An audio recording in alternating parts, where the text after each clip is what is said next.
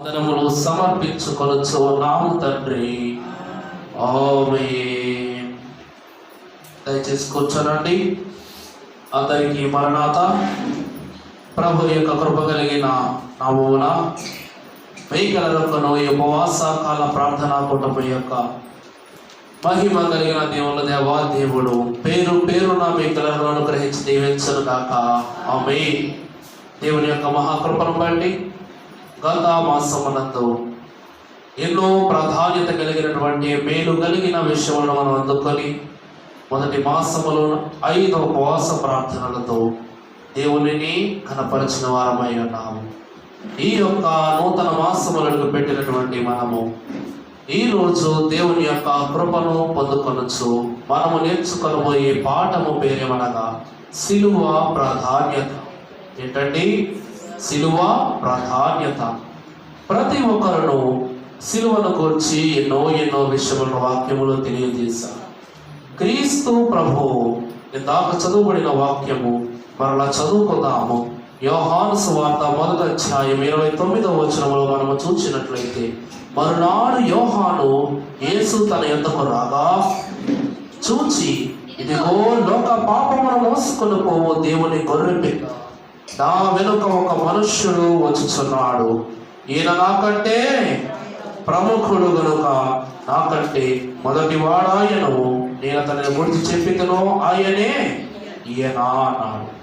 ప్రభువునందు ప్రియులారా, ఇక్కడ మనం చూసినటువంటి మాట లోక పాపమును మోసుకొని పోవు దేవుని గొర్రెపిల్ల. ఈ యొక్క దేవుని గొర్రెపిల్లనటువంటి క్రీస్తు లోక పాపమును మోసినది ఎక్కడట? సిలువ పైన. అవునా? లోక పాపమంతటిని మోసినటువంటి స్థలము సిలువ గద్దె మీద ప్రభు యేసుక్రీస్తు తన యొక్క ఈ లోక పాపము యొక్క భారమును మోసిన వారై ఉన్నారు. ఏమిటి సిలువ యొక్క ప్రాధాన్యత? ఎందుకు ఈ సిలువ క్రైస్తవునికి గుర్తుగా, మానవ జీవితమునకు గుర్తుగా, మానవ సౌఖ్యమును నిలువబెట్టే ఒక ఆనవాలుగా మిగిలిపోయింది. ఈనాడు మనము ఇదే సిలువను మన జీవితములను రక్షణార్థమై రక్షించే ఒక గొప్ప ముద్రగా వాడుతున్నాం. దానిని రక్షణ ముద్రగా నుదిటి మీద మనం వేసుకుంటూ ఉన్నాం. కానీ క్రీస్తు ప్రభు ఈ సిలువ గద్దెనెక్కుటకు ముందు ఈ సిలువను 3 రకములైనటువంటి విషయములతో పిలిచేవారట. ఎన్ని రకాలట? 3 రకాలు. ఈ సిలువకు మొత్తం ఎన్ని అక్షరాలు ఉన్నాయి? 3 అక్షరాలు. సిలువ అనగా 3 అక్షరాల పదము, 3 అర్థముల పదము. మొదటి పదము చూసినట్లయితే సి అనగా, మొదటిది ఏంటంటే సిలువలో మొదటిది సి అనగా శిక్షార్థమగు. ఏంటంటే శిక్షార్థమగు. రెండవ విషయంలోకి వచ్చేసరికి లు అనగా హీనమగు. ఏంటట? లు అనగా హీనమగు.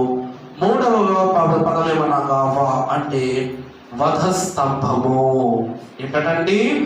శిక్షార్థమగు, హీనమగు, వధస్తంభము. అంటే శిక్షను అమలు చేసి హీనమైన స్థితిలో మానవులను వధించే స్థలమని వాక్యము తెలియజేస్తూ ఉంది. ప్రభువునందు ప్రియ విశ్వాసులారా, ఈ సిలువనే దేవాది దేవుడు మనకు రక్షణ ముద్రగా మార్చివేసి ఉన్నాడు. ఆనాడు ఆదామవలైనటువంటి వారు ప్రభు అయిన యేసు క్రీస్తు యొక్క కృప కలిగినటువంటి మహిమను కోల్పోయినటువంటి పిదప వారు దిగంబరులను గ్రహించిన ఆ తరుణములో వారున్న స్థలం ఏంటట? ఒక చెట్టు చాటున వారు దాగుకొని క్రీస్తు ప్రభు యొక్క తండ్రి అయిన దేవుని యొక్క మాటలు వారు వింటూ ఉన్నారు. ఆదాము అవ్వ మీరు ఎక్కడ ఉన్నారని ప్రభువుడు కదా, ప్రభువా ఇదిగో మేము ఈ చెట్టు చాటున దాగుకొని ఉన్నాము.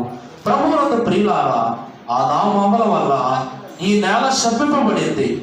నేల శపించబడినటువంటి దాని అర్థం ఏంటి? ఈ నేల జీవములో ఉన్న ప్రతి వస్తువు ఏమైపోయిందట? శిక్షకు, శాపానికి గురైంది. అవునా? ఇదిగో నీ ద్వారా ఈ నేల శపింపబడి ఉన్నదని దేవాది దేవుడు అన్నారు. కానీ వీరితో పాటు శిక్ష అనుభవించింది. అక్కడ మనం చూసేది 3 శిక్షలు. మొదటి శిక్ష ఎవరికట? ఆదాముకు, రెండవది అవ్వమ్మకు, మూడవది సర్పమునకు. కానీ ఇక్కడ తెలుసో తెలియకో ఇంకొక వస్తువు అక్కడ మానవునికి కనబడుట లేదు. ఆ వస్తువే వీరు చెట్టు చాటున దాగుకున్నారు. చూడండి, వీరికి ఆశ్రయం ఇచ్చిందట ఆ చెట్టు. ఏంటి? దిగంబరులై ప్రభు మాటను కోల్పోయినటువంటి వీరికి ఒక చెట్టు ఆశ్రయం ఇచ్చిందట. ఆ గద్దె ఆనాడు శిక్షకు గురైంది. అదే యొక్క మ్రాను యేసుక్రీస్తు ప్రభు శిలువ వేయటం ఉపయోగపడినటువంటి మ్రానయ్యున్నది. ఎంత గొప్ప విషయమో చూచారా? ఆనాడు ఈ క్రీస్తు తండ్రి అయిన దేవుడు తాను సృష్టించినటువంటి ఆది దంపతులైన వారికి ఇదట తన చెట్టు చాటున దాగుటకు సహాయపడిందట. ఇది సహాయపడుటను బట్టి దేవుడు ఏం చేశారు? తనకంటూ ఒక విలువను తీసేసిన వారిని. అందుకే ఆనాటి నుండి క్రీస్తు ప్రభు ఈ లోకమునకు జననమెత్తు వరకు దాని యొక్క స్థానం ఏంటి? పాపకరమైనటువంటి స్థితి, చెట్లలో హీన స్థితి. అందుకే ఆనాడు కోల్పోయినటువంటి స్థితి మానవుడే కాదు, ఈ చెట్టు కూడా మరలా రక్షణకరమైనటువంటి స్థితిని కనుగొన్నదట. అందుకే ఏ చోట అయితే తన యొక్క మహిమను కోల్పోయిందో ఆ మహిమ గల యేసుక్రీస్తు ప్రభువునే తన యొక్క మ్రాను మీద వేసుకొని తన రక్తము చేత ప్రోక్షింపబడి ఈ చెట్టు ఏమైపోయింది? మనకే రక్షణకరమైనటువంటి ముద్రగా మారిపోయింది. ప్రభువునందు ప్రియులారా, సిలువ అంటే ఏమన్నా? శిక్షార్థముకు హీనమైన వధస్తంభము. అప్పటి వరకు ఏంటది? హీనమైనటువంటి స్థితిలో మొరాను ఉండినదై ఉన్నది. ఇప్పుడు దాని యొక్క స్థానం ఏంటి? హీన స్థితి నుండి మహిమ స్థితిలోనికి వచ్చేసింది. ఒక మానవునికే కలిగినది ఆ గొప్ప భాగ్యం అంటే కాదు. మానవుని ద్వారా దేవుడు తను ఏమి ఈ లోకములో కలిగించున్నాడో దానంతటిని మహిమే కలిగి ఉన్నది. అందుకే యోహాను భక్తులు తన వాక్యంలో తెలియజేసిన మాట, దేవుడు పలానా వర్గమును అంత ఘనముగా ప్రేమించలేదు, పలానా ఊరిని అంత ఘనంగా ప్రేమించలేదు. దేనిని ప్రేమించాడట? లోకమును ఎంతో ప్రేమించిన వాడై ఉన్నాడు. ఆ కాగా తన ద్వితీయ కుమారుని ఈ లోకమునకు తాను మన కొరకు పంపిన వాడై ఉన్నాడు. ప్రభువునందు ప్రియ విశ్వాసులారా, దేవుని యొక్క వాక్యములో దేవుని యొక్క ఘనమైనటువంటి మాటలు వినుచున్నటువంటి మనము ఈనాడు సిలువ యొక్క ప్రాధాన్యతను తెలుసుకున్న వారమై ఉన్నాం. ఈ సిలువట చూడటకు ఎలా ఉంటది? మొదటిది ఇలా అడ్డగీత వలె. ఎలాగట? అడ్డముగా ఒక గీత, నిలువుగా ఒక గీత, అది గీయబడి ఉంటది. ఈ సిలువలో దేవాది దేవుడు తన యొక్క మహిమ కలిగినటువంటి మాటలను బట్టి కొన్ని విషయములను వాక్యము ద్వారా ఈ సిలువ యొక్క విలువేంటి, అసలు ఈ యొక్క సింబల్ అనేది ఎలా వచ్చింది, ఇది దేనికి గుర్తుగా ఉన్నదని వాక్యములో మనకు తెలియజేస్తూ ఉన్నాడు. మనము చూసినట్లయితే గలతీ పత్రిక 3వ అధ్యాయము 14వ వచనములో కొన్ని విషయములు మనం చూసినట్లయితే, గలతీ పత్రిక 3వ అధ్యాయము 14వ వచనము,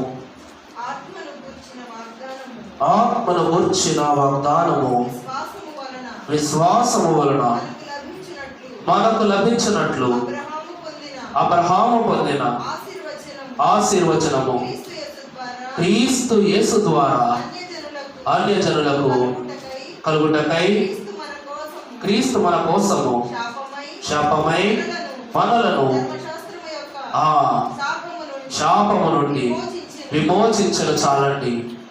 ప్రభువునందు ప్రియ విశ్వాసులారా, మానవ సంబంధములను మానవ ఉద్దేశములను మార్చుటకు దేవాది దేవుడు తన హృదయములో దాగి ఉన్నటువంటి ధర్మశాస్త్రమును మనకు ఒక అర్థవంతమైన శాస్త్రముగా అందించారు. మానవ మనుగడను అదుపు చేయగలిగి, మానవ ఉద్దేశములను అదుపు చేయగలిగి ఒక సాధనముగా దేవుడు ఇచ్చిన 10 ఆజ్ఞలతో కూడిన ధర్మశాస్త్రము మనకు ఇయ్యబడి ఉన్నది.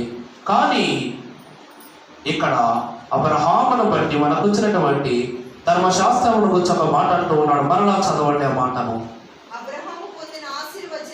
అబ్రహాము పొందిన ఆశీర్వచనము క్రీస్తు యేసు ద్వారా అన్యజనులకు కలుగుటకై క్రీస్తు మన కోసము శాపమై మనలను ధర్మశాస్త్రము యొక్క శాపము నుండి విమోచించను.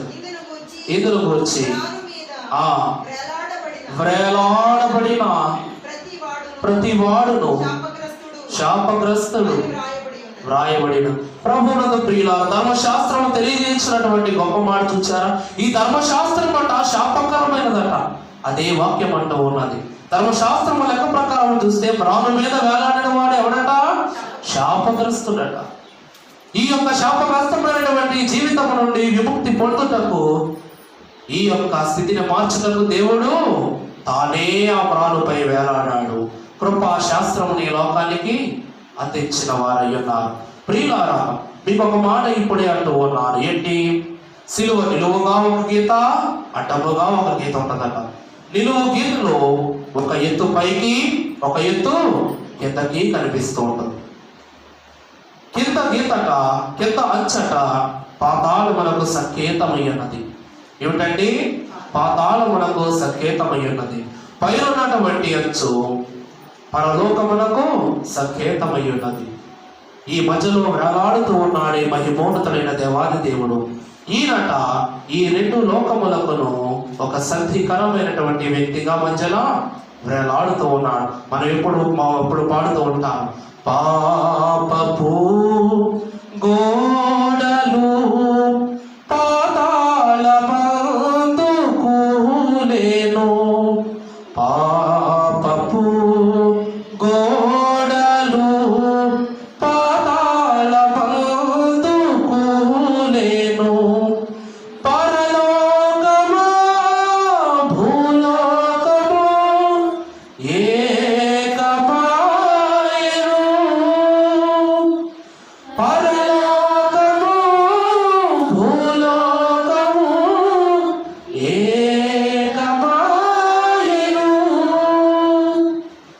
పాపికి ప్రభువుకు సంధి కుదిరెను, పాపికి ప్రభువుకు సంధి కుదిరెను. ప్రియులారా, సిలువను ఎక్కడ పాతారట? మట్టి లోపలేగా పాతింది. ఆ పాతాళమును, ఆ సిలువ గద్దెక్కినటువంటి దేవాది దేవుడు తన రక్షణ కలిగిన సిలువతో ఆ పాతాళాన్ని ఎక్కడ దొక్కారట? భూమిలోనికి తొక్కినట్లు ఆనవాలుగా ఆ సిలువ ఎక్కడ నిలబడింది? భూమి లోపలికి సగ భాగము తెచ్చబడింది. అంటే పాపమును తొక్కి వేసినదైనది. క్రీస్తు పాదాలే పాపమును తొక్కేలేదట. తాను ఎంచుకున్నటువంటి రక్షణ భరితమైనటువంటి సిలువ ఆ పాపమును మట్టి లోపలికి తొక్కి వేసింది. శిరస్సుగా ఉన్నటువంటి దేవాది దేవుడు పరలోకపు మహిమను చూపించుటకు సిలువ గద్దెక్కిన వారయ్యున్నారు. ఇప్పుడు మనం రెండు విషయముల గురించి మాట్లాడుకున్నాం. సిలువ అనగా శిక్షార్థముకు హీనకరమైనటువంటి వధస్తంభం అంటూ ఉన్నాము. అంటే తన యొక్క ఉన్నటువంటి శాపగ్రస్తమైనటువంటి పనిని బట్టి యేసుక్రీస్తు ప్రభువును తన చిత్తమును బట్టి ఏం చేసిందట?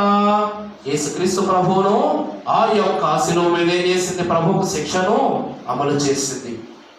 కానీ క్రీస్తు ప్రభు యొక్క రక్తపు ప్రోక్షణ వలన ఈ యొక్క వధస్తంభము తడపబడిందా లేదా? శిలువ మీద యేసుక్రీస్తు ప్రభు యొక్క రక్తముతో తడపబడిందా లేదా? ఒక్క యేసుక్రీస్తు ప్రభు రక్తముతో పాపులైన వారే తడపబడ్డారా? పాపము చేత శోధింపబడిన ఈ ప్రాణు కూడా తడపబడింది. ప్రభువునందు ప్రియ విశ్వాసులారా, ఏలాగనే దేవుని యొక్క ఉద్దేశములో సాగుతూ ఉన్నటువంటి మనము, దేవుని మహిమ చేత నిత్య ఆదరణ కొరకు చూస్తున్నటువంటి మనము ఈ పాతాళం అనే స్థితిని మనం ఏం చేస్తూ ఉన్నాము? మన పాదముల కింద దైవజనులు ఎప్పుడు అంటా ఉంటారంట, నీవు విశ్వాసిగా ఎప్పుడు జీవించినా, ఏ క్షణము జీవించినా రవ్వంతైన ప్రభువును బట్టి ఆశ కలిగి ఉన్న ఎడల పాతాళం ఎప్పుడు నీ పాదాల కిందనే గ్రహింపు వస్తుందట. నరకం ఎప్పుడు నీ పాదాల కిందే బ్రతుకుచున్నదనే తలంపు వస్తుందట. పరలోకమునకు దానిని త్రొక్కుకుని ఎక్కి తలంపగలగల వాడవని నీకు జ్ఞాపకం వస్తుందని దైవజనులు అంటూ ఉంటారు. ప్రభువునందు ప్రియ విశ్వాసులారా, ఇక్కడ చూసినట్లయితే సిలువ 3 రకాలుగా విభజించబడి ఉంది. ఎన్ని రకాలటండి? 3 రకాలు. ఈ 3 రకాలను మొదటిది రోమీల యొక్క సిలువ. అదే యేసుక్రీస్తు ప్రభువుకు విధించబడినటువంటి సిలువ. మీరు రోమ ధర్మం ప్రకారము యేసుక్రీస్తు ప్రభువుకు సిలువ వేశారు. అది ఎలా ఉందట? నిలువుగా మధ్యలో ఒక అడ్డగీతో ఈ సిలువ ఉంది. రెండవ సిలువ వేయబడినటువంటి వ్యక్తి ఎవరు? అంద్రేయ. అతని సిలువ ఎలా ఉందట? ఇలా 2 మార్కులో ఉంటది అన్నమాట. ఎలాగట? ఇలా 2 మార్కులో ఉంటది. 3వ సిలువకు వచ్చేసరికి అంతోని సిలువ, ఇది టీ షేప్ లో ఉంటది అన్నమాట. ఇలా మొత్తం ఎన్ని సిలువలు ఉన్నాయి? 3 సిలువలు ఉన్నాయి. యేసుక్రీస్తు ప్రభు సిలువ గురించి మనం చూచాము. కానీ ఇంకా 2 సిలువలు వేయబడినటువంటి వారు ఉన్నారు. ఇంకొక వ్యక్తి ఎవరు? అంద్రేయ. అతనికి ఏ సిలువట? 2 మార్కులు ఉన్నటువంటి సిలువ. ఇంకొకటి అంతోని సిలువ. అతని యొక్క సిలువ ఎలా ఉందట? టీ షేప్ లో ఉందట. యేసుక్రీస్తు ప్రభువును బట్టి మనకు తెలిసినటువంటి సిలువ, యేసుక్రీస్తు ప్రభు ద్వారా రక్షణ గ్రహింపబడింది కనుక ఈ సిలువ మనకు రక్షణ ముద్ర ఉన్నది. ప్రభువునందు ప్రియ విశ్వాసులారా, సిలువను గురించి ఎన్నో మాటలు మనం వింటూ ఉన్నాము. సిలువను గురించి ఎన్నో విషయాలు మనము తెలుసుకుంటూ ఉన్నాము. కానీ సిలువలో ఉన్నటువంటి ప్రాధాన్యత, మొదటిది సి అనగా శిక్షార్థమగు అన్నాము. అవునా? ఈ 3 పదములకు 3 అర్థములను, 3 విలువైనటువంటి మాటలు తెలియజేస్తాడు. సి అనగా మొదటిది శిక్షార్థమగు అనుకున్నాము. ఈ శిక్షను ఎవరు అనుభవించారు? ప్రభు అయిన యేసుక్రీస్తు. ఎప్పుడైతే ఈ శిక్షను యేసుక్రీస్తు ప్రభు అనుభవించి ఉన్నారో, తన యొక్క మహిమను బట్టి ఈ శిక్షకాంత రక్షణగా మారిపోయింది. దానిని బట్టి బిడ్డలైన వారికి అది రక్షణ మొదలైపోయింది. రెండవది లు అనగా హీనార్థమైనటువంటిది, హీనమైనది. హీనులుగా ఉన్న మనము ధన్యులుగా మారిపోయాము. అవునా కాదా? హీన స్థితిలో ఉన్నటువంటి మానవునికి ధన్యుని స్థితి లభించినది సిలువ దగ్గరే. ప్రియులారా, అందరూ అనుకుంటారు, బైబిల్ ప్రకారం చూసుకున్నట్లయితే, బైబిల్ వర్తమానాల ప్రకారం చూసినట్లయితే ఈ యొక్క ఉపవాస ప్రార్థనా దినం అంటే బ్లాక్ డే అంటారు. ఏంటంటే బ్లాక్ డే అంటే ప్రభు మన కొరకు మరణించిన రోజు కనుక దాన్ని తలంచుకొనుచు ప్రార్థన చేస్తాం. కానీ మానవుడు ఆలోచించవలసినటువంటి ఒక గొప్ప ఆలోచన ఏమిటంటే, తన తలంపులో ఉండవలసిన ఆలోచన ఏమిటంటే, ఇది బ్లాక్ డే కాదండి, ఒక నూతన జన్మం. ఎవరికి? పాపికి కలిగినటువంటి ఒక నూతన జన్మము. పుట్టుటను బట్టి పాపముగా మనము జీవిస్తూ ఉన్నాము. ఈ పుట్టుటను బట్టి పాపే అయిన ఈ మానవ బ్రతుకు మరలా నూతనముగా చిగురించిన రోజు ఏదట? ఈ యొక్క శుక్రవారము. ఆదివారము ఎంత ప్రాముఖ్యమైనదో ఈ శుక్రవారము అంతకంటే ప్రాముఖ్యమైనది. పునరుత్థాన దినము కనుక యేసుక్రీస్తు ప్రభువును బట్టి ఆదివారము గొప్పది. ఆనాడు సొలొమోను ప్రార్థన చేయగా అగ్ని దేవాలయంలో దిగిన సమయం ఆదివారము కనుక ఈ యొక్క ఆదివారము గొప్పది. ఆనాడు సినాయి పర్వతం మీద ఉన్నటువంటి మోషే భక్తుడు దేవాది దేవుడు అనుగ్రహించినటువంటి ధర్మశాస్త్రము వాక్కులు ఆదివార దినము కనుక ఆ దినము చాలా గొప్పది. ఇన్ని విషయములు కలిగినటువంటి ఆదివారం యొక్క గొప్పదైతే సర్వ మానవాళికి ఒక గొప్ప క్రమముని నేర్పించి, ఒక గొప్ప స్థితిని కలిగించి, ఇదిగో నీవు పాపివి కాదు పరిశుద్ధుని తెలియజేసిన దేవాది దేవుని యొక్క మరణము మానవ జీవితమునకు అడ్డుతెరను తొలగించి మహిమ జీవనమునిచ్చిన ఈ రోజుకి ఎంత గొప్పది. ఆదివారము ఆదికి వరమైతే శుక్రవారము శోకముతో నిండిన జీవనమునకు తొలి వరమై ఉన్నది. అది నూతన జీవన వరమని దైవజనులు ఎప్పుడూ వారి యొక్క వాక్యాలు తెలియజేసేవారట. ప్రభువునందు ప్రియ విశ్వాసులారా, మనము బైబిల్ విషయ వారము, మనకు బాగుగా తెలిసినటువంటి ప్రార్థనా దినములన్నీ 5. మొత్తం వారంలో 7 రోజులైతే మనం బాగుగా ప్రార్థన చేసుకునే దినాలు 4 కానీ ఒక రోజు ఉంది. మంగళవారం అంటే విజ్ఞాపన ప్రార్థనా దినము. అది మనం ఏర్పాటు చేసుకోము. కానీ మన ప్రతి ప్రార్థనా సమయంలో ఎదుటి వారి కొరకు విజ్ఞాపన చేస్తాము. చాలా గొప్ప విషయం ఇది. మనకు పేరు తెలియకపోయినా వారి కొరకు ప్రార్థన చేస్తాం. ఎందుకంటే పేరు తెలియకపోయినా ప్రభువుకు తెలుసు. మనము మనిషిని చూడము, జరగబోయే పనినే చూస్తూ ఉన్నాము. ప్రభు బిడ్డలారా, ప్రభు యొక్క మహిమను కలిగిన వారులారా, ఈ యొక్క ప్రత్యేకమైనటువంటి ఉదయకాల సమయమందు సిలువను తన యొక్క ప్రాధాన్యతను తెలుసుకుంటున్నాం. ఈ సిలువ లోకానికి మార్గము చూపినది. ఈ సిలువ అగాధములో పడబోచున్నటువంటి మానవునికి ఆదరణనిచ్చి మరలా పరలోకము వైపు నడిపించచ్చు ఉన్నది. ఇదే సిలువట రేపటి రక్షణ కలిగినటువంటి దేవుని పరలోకము వైపు మనకు వంతెనగా ఉండి మనలను నడిపించుచున్నది. కొన్ని చిత్రాల్లో చూస్తూ ఉంటాను నేను. పాపములో పడిపోయి హీనులైపోయిన వారు నరకములో పడిపోతారు. కొంతమంది దేవుని విశ్వాసములో ఉన్నవారు ఇటు పక్క కష్టం ఉంటుంది, అటు పక్క పరలోకం ఉంటుంది, మధ్యలో నిత్య నరకాగ్ని ఉంటుంది. ఈ సిలువ దానిపై అడ్డు వంతెనగా వేయబడి దాని మీదగా ప్రభు చేతిలో నడుచుకుంటూ వెళ్ళిపోతారు.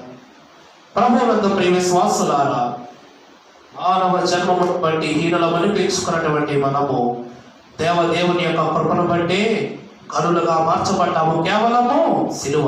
అందరూ అంటూ ఉంటారు, మీ ప్రభువును సిలువ వేసేశారు, మీ ప్రభువును హింసించేశారు, మీ ప్రభువును బాధ పెట్టేశారు. ఒక మానవునికి రక్షణ ఇవ్వడం కోసమే ప్రభువు సిలువెక్కల. ఏ శాపముతో అయితే ఆనాడు తన స్థితిని కోల్పోయి ఉన్నదో ఆ మ్రానును మరలా చిగురింప చేయుటకు దేవాది దేవుడట ఆ మ్రాను మీద ఎక్కారట. ఏ కొరడా దెబ్బలు కొడితే ప్రభువుకు రక్తం రాలేదా? ప్రభువుకు శిక్ష కలగలేదా? ప్రభువుకు బాధ కలగలేదా? ఈ సిలువ మీద కొట్టిన మేకుల కన్నా ప్రభు శరీరం మీద కొట్టిన కొరడా దెబ్బలే ఎక్కువ. తాను కార్చిన రక్తం అక్కడే ప్రోక్షింపబడిపోయింది. అప్పుడైనా నోరు మెదపలేదు.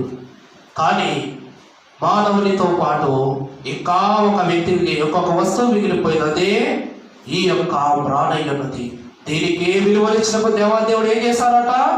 తన యొక్క గద్దెనెక్కారు. ప్రభువునందు ప్రియులారా, మనం ఏమంటూ ఉన్నామండి? లోక పాపమును మోసుకొని పోవు దేవుని గొర్రె పిల్లవైన క్రీస్తు. లోక పాపం అనగా లోక పాపము యొక్క విషయములకు వచ్చేసరికి లోకములో చెట్లు లేవా, పొట్లు లేవా, మనుషులేనా లోకములో జీవిస్తున్నది? సకలము దేవుని యొక్క ఉద్దేశం మీద కలిగి ఉన్నది. అందుకే దైవజనులు ఒక పాటలు అంటూ ఉంటారు, నోళ్ళు మూగబోయినా రాళ్ళు మాటలాడును, నోళ్ళు మూగబోయినా రాళ్ళు మాటలాడును, గళము విప్పి పాడుము ఘనము యేసునామము, గళము విప్పి పాడుము ఘనము యేసునామము, మధుర క్రీస్తు సేవలో మనము సాగిపోదమా, మహిమరాజు వార్తతో మహిని మార్చి వేదమా. ఇప్పుడు మానవుని యొక్క నోళ్ళు మోగపోయినా ఏం మాట్లాడతాయట? రాళ్ళు మాట్లాడతాయట. ప్రభువునందు ప్రియులారా, ఈ లోకంలో కలిగిన సమస్తము దేవుని యొక్క సృష్టి. దేవుడు మనోవిచారము కూడదని అనే పాటలో ఈ లోకమంతటినీ కలిగించినటువంటి మన తండ్రి తను ఈ సృష్టిలో ఉండటం ఏంటంట ఇష్టపడుతూ ఉన్నాడట. సమస్తమును కలుగజేసినటువంటి తండ్రి, సమస్తమునకు అన్ని విషయములను అమర్చి వేసిన తండ్రి తాను సృష్టించిన ఈ సృష్టిలో సమస్తమైనటువంటి వస్తువులతో జీవించడానికి ఏం చేస్తామని ఇష్టపడుతూ ఉన్నాడు. ఒక మానవునికి కష్టం వస్తేనే దేవుడు పట్టించుకుంటాడా? మన జంతువులు కష్టం వస్తే పట్టించుకోడు. లోకములో ఏ యొక్క ప్రాణికి కష్టం వచ్చినా అది దేవునికి బాగా తెలుసు. పక్షులకు ఆకలేదా? జంతువులకు ఆకలేదా? వాటికి సంబంధమైనటువంటి విషయములను వాటికి అమర్చి పెట్టాడు. మానవునికి సంబంధమైన విషయములను మానవునికి అమర్చి పెట్టాడు. ప్రభువునందు ప్రియులారా, ఆనాడు ఆదామవలైనటువంటి వారు ఏ మహిమనైతే దేనివలన కోల్పోయారు, మరలా దేవుని యొక్క దీవెన వెలుగుగా ఈ లోకమునకు వచ్చుటకు మొట్టమొదటిగా ఉపయోగపడిన సాధనము చిట్టే. ఏంటండి? ఎప్పుడైతే ఆనాడు దేవాది దేవుని యొక్క మహిమ వారు కోల్పోయారో అప్పుడు దేవుడు తన యొక్క మహిమను తీసుకుని తన యొక్క పరలోకానికి వెళ్ళిపోయాడు. మరలా ఆదామవలకు తన యొక్క ప్రత్యక్షతను కనపరచల. మరలా అబ్రహాము కాలములోనే ఆ ప్రత్యక్షత కనపరచబడింది. ఎక్కడట? ఒక వృక్షము మీద, సింధూర వృక్షము మీద దేవాదేవుడు ఏం చేశాడట? తన మాటలను అబ్రహాము కనపరిచాడంటే తన యొక్క పని నిమిత్తము భూజనులను కొరకు సమస్తమును ప్రభు ఉపయోగించుకుంటూ ఉన్నాడు. ప్రభువునందు ప్రియ విశ్వాసులారా, ఈ యొక్క ఘనమైనటువంటి సమయములో దేవుని ఉద్దేశములు పెరుగుతున్నటువంటి మనము సిలువ యొక్క రక్షణ విలువను పొందుకొనవలసిన వారమైన ఒక మాట తెలియజేయండి. ఆనాడు యేసుక్రీస్తు ప్రభువు తన యొక్క శిక్షను అనుభవించడం ఎక్కినది రాని. ఈ రోజు దైవజనులైనటువంటి వారు వాక్యము మానవుని పోల్చుచున్నది కూడా ఏ మాత్రము విలువ లేనటువంటి తుమ్మకర్రతోనో కాదా? తుమ్మకర్ర మానవుని యొక్క నైజములకు గుర్తట. ఈ గుర్తే దేనికి ఉపయోగపడిందట? ప్రభు యొక్క పరిశుద్ధ బలిపీఠ నిర్మాణము కొరకు ఉపయోగపడిందట. దానికి బంగారము వర్ణము చుట్టబడినదట. అలాగనే ఆనాడు చెప్పించబడినటువంటి సిలువను అనేటువంటి ఒక మ్రాను యేసుక్రీస్తు ప్రభువుని బంగారము తగల ఏమైపోయిందట? ఈ రోజు మానవులకు దీవెననిచ్చే రక్షణ ముద్ర అయిపోయిందట. ఇదే సిలువ యొక్క ప్రాధాన్యత మనము చూస్తూ ఉన్నాము. సి అంటే శిక్షార్థమగు, లు అంటే హీనమైనటువంటి, అలాగే వానగానే వధస్తంభం అన్నాము. ఈ వధస్తంభం ఏమైపోయింది? ఏ వధ అయితే మన మీదకు రాబోతూ ఉన్నదో, ఏ శ్రమనే వధ అయితే మన మీదకు రాబోతూ ఉన్నదో, ఆ శ్రమలను, ఆ పాపములను, ఆ కష్టములను మన నుండి దూరము చేయబోయే రక్షణ ఖడ్గమై నిలబడింది. ప్రభువునందు ప్రియులారా, ఒక మాట చెప్పండి. నేను పురాతనమైన సినిమాల్లో ఎక్కువ చూసేవాడిని, ఇంగ్లీష్ సినిమాలు బాగా ఎక్కువ చూసేవాడిని. రాజుల కాలంలో కత్తులకు ఒక కత్తి అనగా ఒక వైపు రోగం ఉంటుంది, పిడి ఉంటుంది. ఇది కత్తి, ఇది పిడి అని తెలియజేయడానికి మధ్యలో ఒక చిన్న పొల లాంటిది ఒకటి ఏర్పాటు చేసేవారు. తెలుసా మీకు? కత్తి వరకు ఒక విషయం ఉంటుంది, కత్తంతో పొడుగ్గా ఒక భాగం ఉంటుంది, పట్టుకోవడానికి పిడి ఒక భాగం ఉంటుంది. దాని రెండింటిని వేరుపరచడానికి మధ్యలో ఒక ఇనుప కడ్డీతో ఒక దాన్ని తయారు చేస్తారు. అది పట్టుకోవడం వల్ల కడ్డీ ఈ యొక్క దాన్ని ఏమంటారు, పిడిని ఎక్కడి వరకు పట్టుకోవాలో దాన్ని బట్టి యుద్ధం చేసే వారికి అర్థమవుతుంది. దీన్ని నిలువుగా పెడితే కత్తి అవుతుంది, ఇలా అడ్డంగా తిప్పామంటే సిలువ ముద్ర అవుతుంది. చూసారు ఎప్పుడైనా? మీకు కావాలంటే ఈ ఆదివారం చూపిస్తారు. దీన్ని నిలువుగా నిలబెడితే కత్తి ఎంత పొడుగు ఉంటుంది కనుక మనము దాన్ని కత్తిగా గుర్తిస్తాము. ఇక్కడ పట్టుకునే చోట ఇలా అడ్డంగా ఒక పిడి ఉంటుంది, తెలుసా మీకు? దాన్ని ఇలా అడ్డం తిప్పామంటే ఏమవుద్ది? ఈ పిడి చిన్న భాగము ఈ యొక్క కత్తి భాగం క్రిందకు అడ్డంగా ఉంటుంది. దాన్ని చూడడానికి సిలువలా ఉంటుందా లేదా? ప్రభువునందు ప్రియులారా, ఆనాడు ప్రభువును శిక్షించుటకు ఇది సిలువ, అది సిలువ అయింది. ఈనాడు రక్షకులైనటువంటి దేవుని విషయమై అది ఘనపరచబడిన తరువాత మనలను రక్షించి రక్షణ ఖడ్గమై మన నుదుటి మీద నిలబడుతూ ఉన్నది. అదే దానికి అర్థం. నేను ఎన్నోసార్లు అనుకున్నాను, ఖడ్గములు ఇలా ఎందుకు తయారు చేస్తారబ్బా, ఖడ్గములు ఇలాగ ఎందుకు చిత్రీకరిస్తారు? ఏ సినిమాలో చూసిన ఇదే ఖడ్గమా? యుద్ధం చేసే ప్రతి వీరుడును ఇలాంటి సింబలను ఖడ్గాలు పెట్టి తిరుగుతారు. ఎందుకు అనుకున్నాను.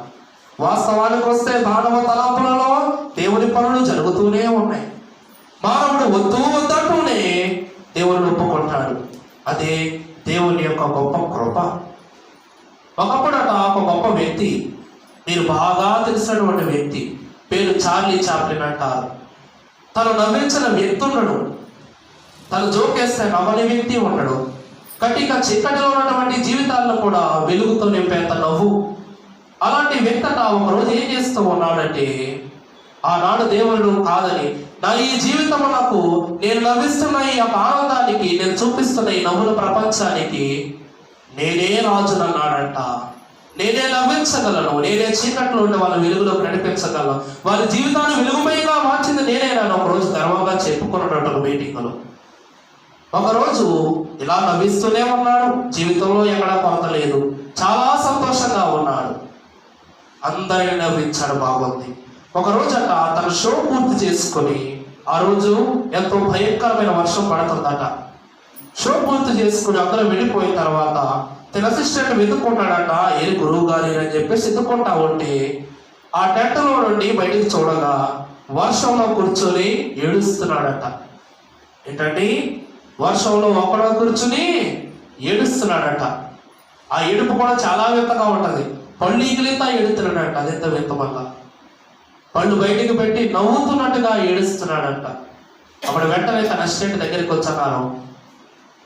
ఎందుకండి గురువుగారు మీరు ఏడుస్తున్నారు ఏంటంటేనో, లేదు నేను ఏడవట్లేదు, నేను నవ్వుతున్నాను అన్నాడంట.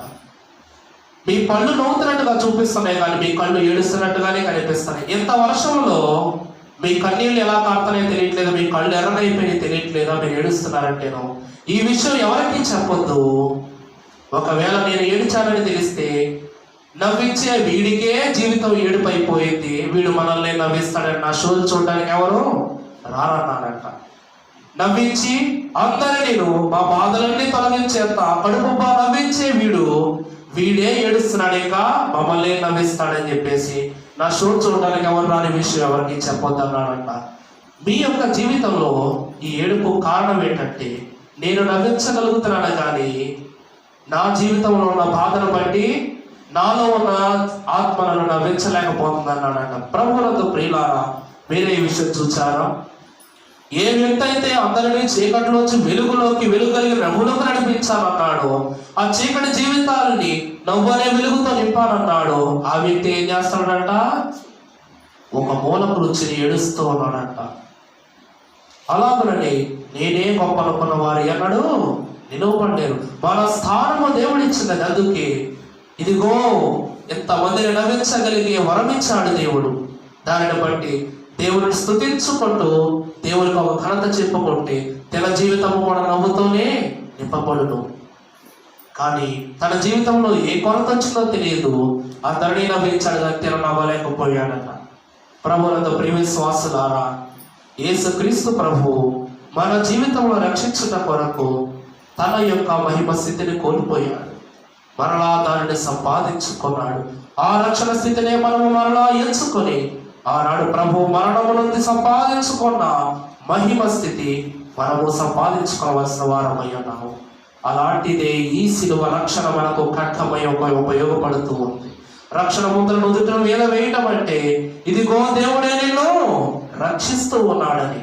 ఇదిగో మనం అంటా ఉంటాం, దేవుని వాక్యమని ఖడ్గము చేత ఓ సాతానాన్ని సరస్వపుడే ఖండించు ఉన్నాం. వాక్యమనే ఖడ్గము చేత ఖండించు ఉన్నాము. రక్షణ ముద్రనే సిలువ గుర్తనే ఖడ్గము చేత ఖండించు ఉన్నాము. ప్రార్థన అనే ఖడ్గము చేత ఖండించు ఉన్నాము. మన హృదయంలో దాగి ఉన్న సన్నిధి అనే ఖడ్గముతో ఖండించు ఉన్నాము. ప్రభువునందు ప్రియులారా, ఇదే సిలువ ప్రాధాన్యత. దేవుడు పరలోకము నుండి మనకు అనుగ్రహించిన ఘనమైనటువంటి వాక్కులే వాక్యము. దేవుడు పరలోకము నుండి దిగి వచ్చి తన యొక్క రక్షణ మనకు అనుగ్రహించడం ఉపయోగపడిన సాధనమే సిలువ. ఈ సిలువే రేపటి మానవుని యొక్క జీవితములకు మార్గదర్శకమై ఉన్నది. అదే సిలువ యొక్క మహిమ ప్రాధాన్యతని ఎంతో ఘనమైన దేవుని వాక్కును తెలియజేస్తూ ఉన్నారు. అందుకే సిలువ గుర్తు వేసుకున్నప్పుడు ఏమంటాం? యేసు రక్తమే జయం, యేసు రక్తమే జయము, సిలువ రక్తమే జయము, కలువ రక్తమే జయము. యేసు రక్తము ప్రోక్షింపబడటను బట్టి సిలువ జయమైపోయింది. అలాగే సిలువ యొక్క రక్తము చేత, యేసు యొక్క రక్తం చేత ప్రోక్షింపబడటను బట్టి సిలువ ఘనమైనది అయిపోయిన కనుక సిలువ రక్తమే జయము. కలుషములను పాపియుటకు, మానవుని యొక్క జీవితమును మార్చుటకు ఇది ఎంచుకొనబడదు కనుక కలువ రక్తమే జయము. అదే మాటకు గొప్ప అర్థము. సిలువ 3 అక్షరములు. యేసు రక్తమే జయమనగా శిక్షార్థమైన జీవితాన్ని ఏం చేశాడు ప్రభు? తొలగించి వేసి యేసు రక్తము చేత జయముగా మార్చేశాడు. 2వది అనగా హీనకరమైనటువంటి సిలువ రక్తమే జయము. సిలువ అనగా హీనకరమైనదని చూస్తూ ఉన్నాము. ఆ హీనకరమైన స్థితి ఏమైపోయింది? ఇప్పుడు తన రక్తము చేత మహిమకరంగా మార్చబడిపోయింది. సిలువ రక్తం ఏమైపోయింది? ఇప్పుడు జయమైపోయింది. చివరిది ఏంటి? వధస్తంభము. మన యొక్క పాప జీవితములను శిక్షించే అదో యొక్క ఖండన కలిగినటువంటి స్థలము ఎంచబడింది.